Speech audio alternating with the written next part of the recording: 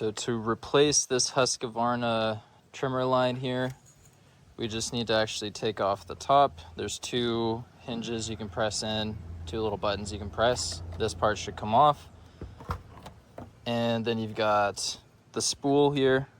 Take off any extra, obviously, that you got in here. Fold your string in half. Go ahead, cut yourself some string, fold it in half. So the center of your loop, go ahead and stick that in the notch. Now you're gonna go ahead and start spinning the spool or spinning the string, either way. There's probably an easier way to do this, but you simply want to make sure that each of your lines are on opposite sides, are parallel to each other. Then once you have about a foot of string left, 2 little clips on each side, you should be able to lock those in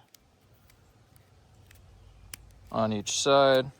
Your spool refilled with string, so let's go ahead and stick this back on. Okay, and this step I almost messed up. It took me a second to figure out, but you actually want to put it back into the head first and then thread this through the eyelets. And you can either keep this connected or you can disconnect it. I had to disconnect it because it wasn't lining up correctly, but you want to do this first and then you want to stick this back onto here. You just line these up, then it will snap back into place, and now our trimmer is good to go. The actual trimmer line that we're using is from Oregon. It's the Magnum Gator Line. It is a twisted, extra durable, basically pro level trimmer line.